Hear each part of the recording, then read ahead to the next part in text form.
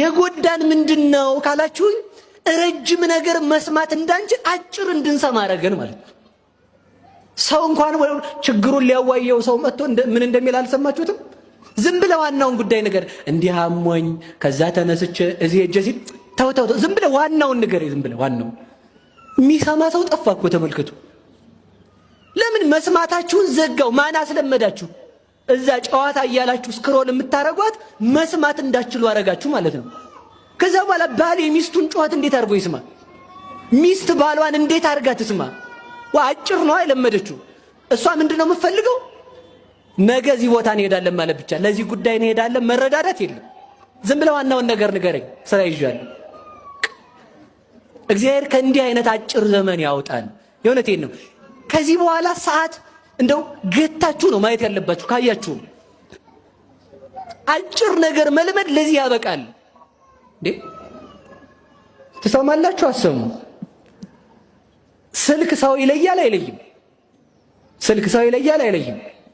እኔ የሆነ ሰዓት ላይ ስልክ እየጠፋ ሲያስቸግረኝ ሳጨበጭብ አለሁ እንዲል አረኩት።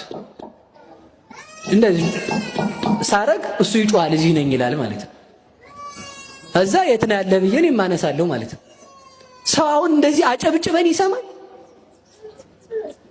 የኔን ስልክ አሁን ፓተርኗን ማንም አይከፍተትም። ሴንስ አለ። ፊት እንኳን ስታቀርቡለት ይሄ እንትና ፊት አይደለም ይላል። ደም እንኳን ስታሳዩት ይሄ እንትና ደም አይደለም ይላል ስትነኩለት አሻራ። ያገኘ የሚከፍታችሁ ለምንድን ነው? ያገኘ እኮ ነው ከፍቶ ሲጭንብህ የሚያመሸው ስልክህ ላይ ላይሆን ባንተው ስልክ ማለት ነው። ያገኘ ሰው አቁስሎ አንድ ወዳጅ ምን አለኝ፣ ቲክቶክ የሚባል ደልቻለሁ አለኝ። ምን ነው እለዋለሁ፣ መናደዱ ነው የባሰኛል። እና ምን አገኘ እለዋለሁ፣ ሰላም አገኘ። ሰላም ማግኘት ከፈለጋችሁ ቲክቶካችሁን አጥፉት። እዛ ምድረ ወሬኛ እየመጣ ሲዘረግፍባችሁ አንድ ወሬውን አሁን ወደ ነገር ልመልሳችሁ። ስለዚህ ምንድነው ቢያንስ የሚከፍታችሁን ሰው ወቁ። እናንተ ያገኘ ሰው ፓስወርዳችሁ መክፈት አለበት። ስልክ ሴንስ ሲያደርግ እናንተ ሴንስ መለየት ያቅታችኋል። ቆርቆሮ ሴንስ ያደርጋል፣ እናንተ ሴንስ አላችሁ። የክህደት ትምህርት መሆንና አለመሆኑን የክፋት እየተሰራ በቤተ ክርስቲያን ላይ እንደሆነ መለየት ትችላላችሁ። አንድ መረጃ ከተገኘ በያይ ተሰርቶ በለው ያዘው ውቃው ደብልቀው አለቀ።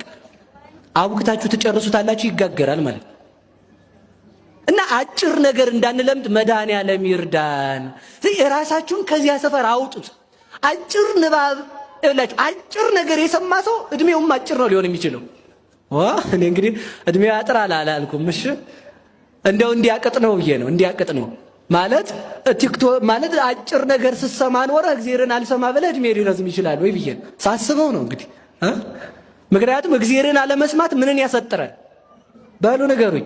እድሜን ያሰጥራል። አላያችሁትም? ሕዝቅያስን 15 ዓመት ተቀንሶበት ሲያበቃ እንደገና ሲጸልይ ስንት ዓመት ተጨመረለት? 15 ዓመት። መጸለይ ነው እድሜ የሚጨምረው። ኃጢአት መስራት እድሜን ያስቆርጣል። እግዚአብሔር እድሜያችንን ይቀጥልልን። ወደ ነገር ልመልሳችሁ። ንጉሥ ማን ነው? ንጉሥ ማን ነው? ሁሉ የሚሰማው ንጉሥ እግዚአብሔር ኢየሱስ ክርስቶስ። ወደ ነገር ልውሰዳችሁና ልጨርሰው። አንደኛ ኢየሱስ ክርስቶስ ንጉሥ ነው ስንል ከዛሬው ጋር እናምጠው። ንጉሥ ያለው ሰው ገዥ ያለበት ሰው ይተኛል? ያ ንጉሥ አይቀርም። ንጉሡ ስራ አዟቸዋል። የንጉሡን ስራ ትሰራላችሁ? አስቡ እስኪ። እንሰራለን የምትሉ የማይቀር ንጉሥ ነው፣ የማይሞት ንጉሥ ነው። ንጉሡ የተናገረው አይቀርም። በሁለቱም ደግ ከሰጠም ሰጠነው፣ ክፉ ካመጣም አመጣን። ያ ንጉሥ ትእዛዝ አስተላልፏል። ትሰራላችሁ? አሰሩ። እስኪ እንሰራለን የምትሉ እስኪ ጥሩ። እቤታችሁ የመብራት ሳትከፍሉ አደራችሁ። ነገ እንመጣለን ካልከፈል ካሉ ትከፍላላችሁ? አከፍሉ? እስኪ የምከፍሉ እማከፍሉሽ እንዳሉ እንዳያዩዋችሁ ኋላዋ።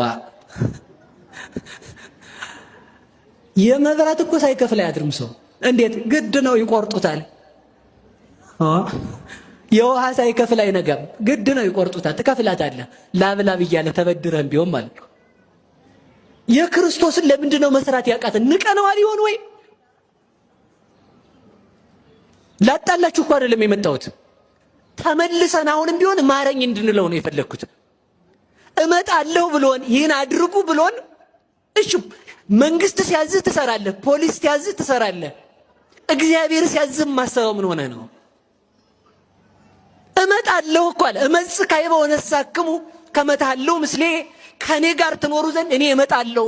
እኔ የዘላለም ንጉሥ ነኝ። አልፋው መጀመሪያውም መጨረሻውም እኔ ነኝ። ቢነግስብህ ቢቀጣህ መብራት ቢቆርጥብህ ፀሐይ አለ። ውሃ ቢያጠፋብህ ጉድጓድ ሄደህ ትቀዳለህ። ምግብ ቢከለክልህ ዘመዶች ጋር ሄደህ ወሬ አስታግሰህ ልትመጣ ትችላለህ። ክርስቶስ ብርሃንን ካጨለመ ማን ሊያበራልህ ይችላል? ክርስቶስ ካሰረ ማን ሊፈታ ይችላል? ክርስቶስ ከፈረደብህ ማን ይግባይ ሊጠይቅልህ ይችላል? ምድራዊ ንጉሥ ቢፈርድብህ ነገ ያልፋል፣ ባያልፍም ሞተህ ታርፈዋለህ።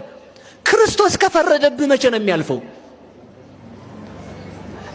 ክርስቶስ ከፈረደብህ ሞተህ አታርፈው፣ ለዘላለም ነው ከሞት ተነስተህ ሲኦል የምትገባው።